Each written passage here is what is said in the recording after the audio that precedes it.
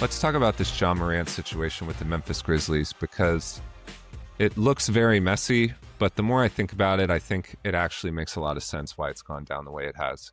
And this goes all the way back to Memphis firing Taylor Jenkins, their most successful coach in their franchise's history, had the team playing well around Ja Morant as their fulcrum with the ball in his hands, Jaren Jackson Jr. supporting. They had plenty of injury issues between both of those guys. They realized that they could replace Desmond Bane, and that was an excellent, excellent trade. And they've proven that that was a great trade because they're able to draft extremely well. They could backfill those wing positions. They feel good about that. And that's why they were willing to let him walk and recoup a bunch of assets in return, take advantage of a desperate Orlando team. So that part was good. I do not agree with firing Taylor Jenkins. You can go back and listen to my episode about that from the time. I think that this is an example of a franchise that gets entitled and feels like they should have achieved a certain amount of success, even though they've never been there. Like, let's get rid of the coach that has had success because we think it's not good enough. And let's put in place a coach that we don't really know anything about their ceiling, but we're going to value this unknown instead of what we do know, which is how Taylor Jenkins runs this team. We're going to go with this other guy who's going to install an offense that does not necessarily cater to what our best player wants. Ja Morant wants a supermax. He wants the ball in his hands because he wants to make an all-NBA team. This is the franchise that drafted him. If he makes an all-NBA team, he's got an extension coming up. He's only on the books for the next 2 years after this one. So he's already worrying about that, and he's looking at this team going, you're about to cost me a huge bag. But I think that right there is why Memphis is treating him this way. Sure, Ja Morant has brought a lot of negative attention to the team and himself from his immature behavior and his conduct detrimental to the team. No question about that. In the NBA, the players are everything. Thou shalt take care of the players. One of the most important commandments. You have nothing beyond your best player. You're going to go as far as your best player takes you.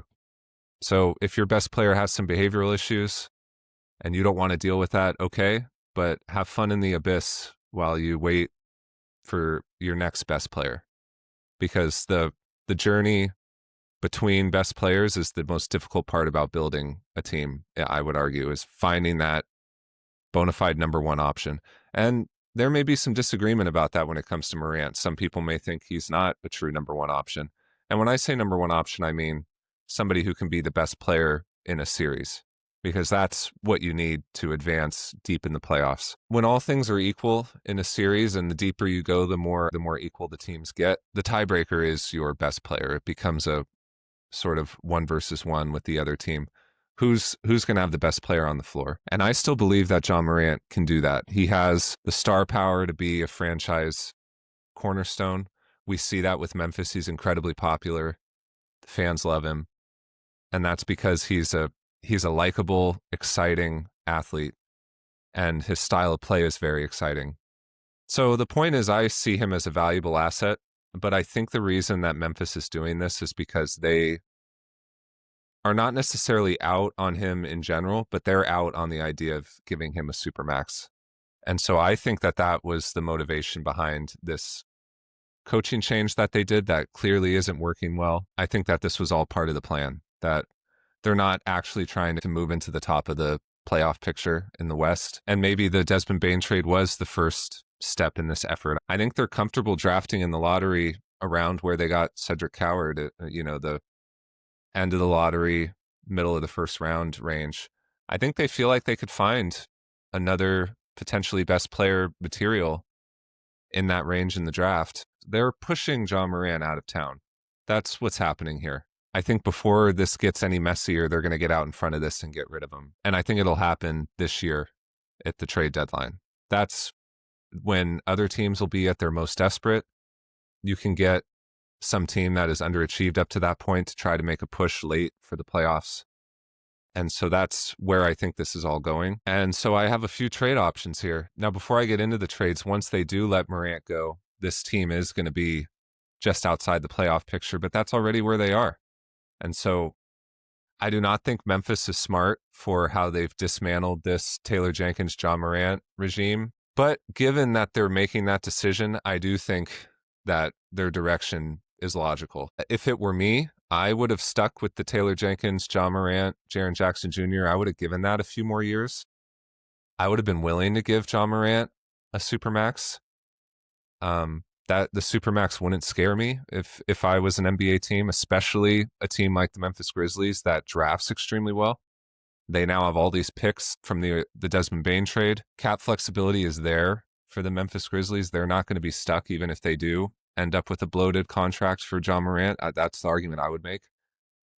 That's the direction I would have chosen, but they do not want him to be in a position to go for a supermax, so they're going to trade him.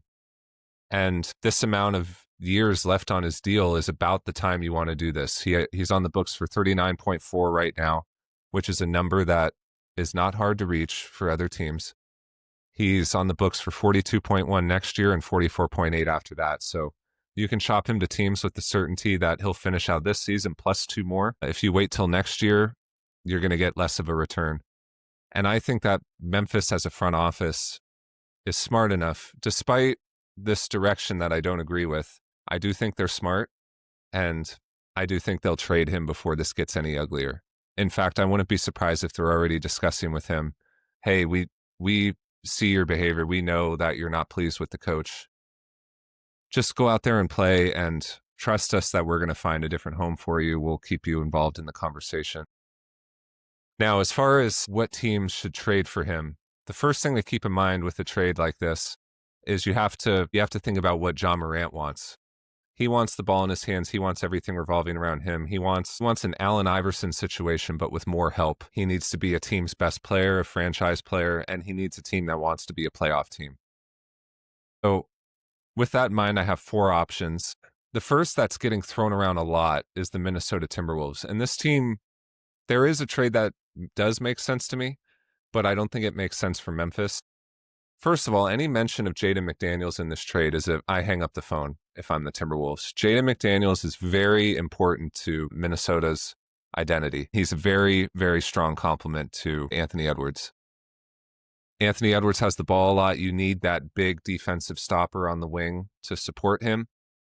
So the trade I have for Minnesota is Julius Randle. I think that would make sense because it gives Jaren Jackson Jr. a front court partner so that this team can continue to compete for the playoffs, which I do think is important to them. Rob Dillingham is a must. If I'm getting rid of Ja Morant, I want youth back in this trade. And then Terrence Shannon Jr. I also want back. So Julius Randle, Rob Dillingham, Terrence Shannon Jr. That money works straight up for Ja Morant. Memphis has no interest in Rudy Gobert. And if I'm Minnesota, I have no interest in trading you McDaniels. So to make the money work, it has to be Randle. And then you get the 2 young players.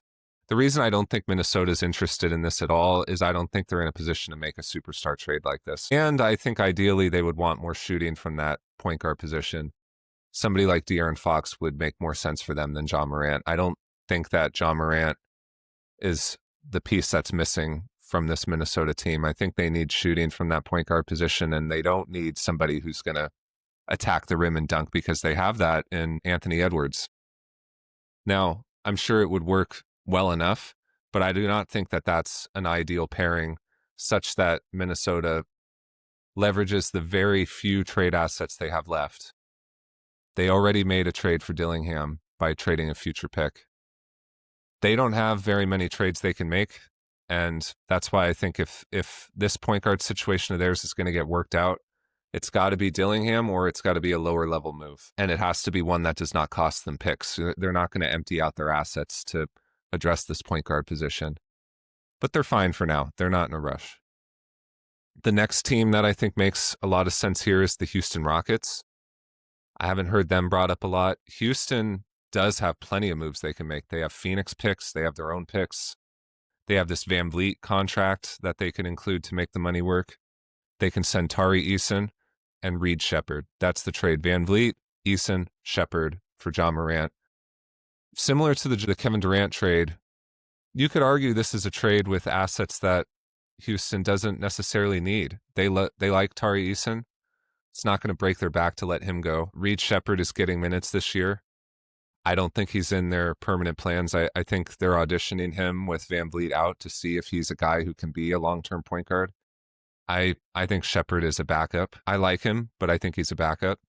And Tari Eason is a very capable forward that I think Memphis would be interested in. Would be a good small ball four in lineups with Jaren Jackson Jr. at the 5. So that's a trade that I think would actually interest Memphis because there's plenty of picks there to offer. And the Rockets are, again, getting rid of superfluous assets.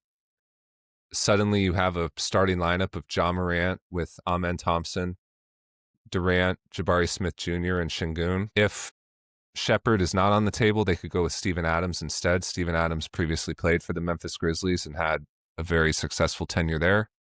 But I think Reed Shepherd would have to be in the deal for this for somebody like Ja Morant, who's only 26. I think, like Minnesota, Houston is going to be more interested in De'Aaron Fox. You notice I keep throwing De'Aaron Fox out there. I think next year San Antonio is going to trade De'Aaron Fox. Once Harper is ready to be the starter, you can't just keep him in that 6-man role. You could maybe do it next season and have him be a kind of super 6-man if he really pops. But eventually you have to give him that promotion or else he's going to become disgruntled. These players are out to get their bag. You can't think about just overloading your team with talent as much as you can. You have to keep their roles in mind in order to keep them happy to take care of the players. And so I would look out for a Fox trade. It may even come out of nowhere. Sometime in the next 2 years, I think De'Aaron Fox is on his way out. They brought him in to be a bridge and to work with Wemby in the meantime and keep this team's ceiling high, but he's going to be on his way out. And so Minnesota may have time to wait for that. I think Fox is a better fit there. And by then, they'll have assets ready. So I think Minnesota is actually eyeballing him and they're not going to go for this Ja Morant situation. But the Rockets getting Durant have more of a sense of urgency to really go for it in these next couple of years. And so I could see them doing it now. Next team might be a bit of a surprise, but it's the Brooklyn Nets. Why would the Nets trade for Ja Morant if they're tanking? Because we saw the Sam Hinkie style of tanking doesn't work. Sure, they got Joel Embiid out of it. They got Ben Simmons out of it. But it was very clear the culture problems that came out of that process. This Nets team this year is looking a lot like the Sam Hinkie 76ers. I think that Sam Hinkie was innovative in a lot of ways. I don't want to bash him because I was very much in favor of what he was doing and how he looked at the set of rules and tried to game the system the best he could. But I think in hindsight, that approach underestimates the importance of team culture and having a competitive spirit and an expectation that you're going to compete and win. And that 76ers team was just became the Washington Generals for too many years that it became a problem. And that's my fear with the Nets. And so the reason I have them trading for Ja Morant is because I think they can do this trade and still be one of the worst teams in the league. Their talent level is very low. This is a bad roster. They just got done drafting 5 players in the first round in this most recent draft. So there's plenty of young players that Memphis could choose from. If you're Brooklyn, you could say, we've got this Porter Jr. contract. It expires next year for the same money that Morant's making. So, we include those two. Do you want to dump this Kentavious Caldwell-Pope contract? We can make that work. Maybe you can get Claxton involved if you want. There's a lot of different trades you can do here. The trade that I came up with that I think makes the most sense is Ja Morant and Brandon Clark. Brandon Clark's a guy I'd be looking to move on from if I'm Memphis before his contract expires. Been injured a lot. You have other bigs on your roster, and I wouldn't be interested in extending him, so I'm fine including him in a trade. So Ja Morant, Brandon Clark, Nets sending back Michael Porter Jr., Igor Demin, and Cam Thomas. Couldn't come to an extension agreement with Cam Thomas. I think Cam Thomas would thrive in a place like Memphis. In fact, I think Memphis would even see this as a shrewd replacement of the scoring they had for Ja Morant. Bringing in a guy like Cam Thomas and giving him an extension for less than $20 million a year. I think you could get him for $15-18 million a year. I think you could get him for like 3 years, 50, 3 years, 60. And would put Memphis in the same position they're already in. And the Nets have all kinds of picks they could trade you. If you don't want Cam Thomas, you can get Day'Ron Sharpe. So I really like that trade for the Nets. And I mentioned it already, Morant's only 26.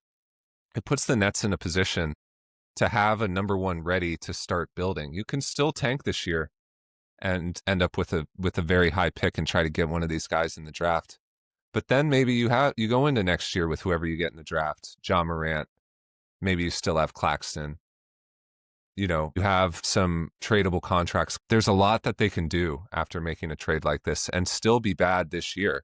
I don't think you should plan on being bad for 3 years. I'm okay with you being bad for 1 year. And I think that's what the Nets should do. And last team, the team that makes the absolute most sense, the Sacramento Kings. And the reason for that is I think you make this trade for Morant and you bring in Taylor Jenkins to coach and you say, we want to compete and try to make the playoffs for multiple years. We want you guys to do that for us. You have Sabonis here as your number 2, and we've got picks to trade. We've got young players that we haven't really developed very well. We're not really sure what to do with them anyway. The thing about the Kings is you can call for them to tank and blow up this roster, but then what? This team can't draft. How many top 10 picks do they need? The Cousins worked out, Fox worked out, Halliburton worked out, but they traded him. But think of all the top 10 picks they've had over the years. Keegan Murray, I guess you could say, worked out. He's a starter. But why should they value their draft picks so highly when they're so bad at drafting? Thou shalt value the draft. But until the Kings actually demonstrate that they can make good use of their picks, it should discourage tanking as a strategy for them.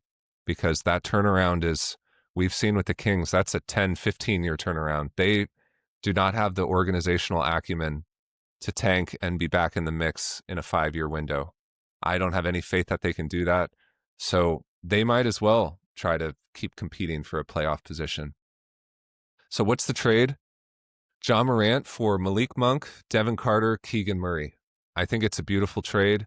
You could get DeRozan involved there if you want. He has a partially guaranteed contract next year. So maybe Memphis is interested in that. Maybe Memphis wants to unload the last year of Kentavious Caldwell-Pope's contract and get that DeRozan contract in return. When I try to think of trade destinations, I try to look at, there's plenty there for both teams to work with.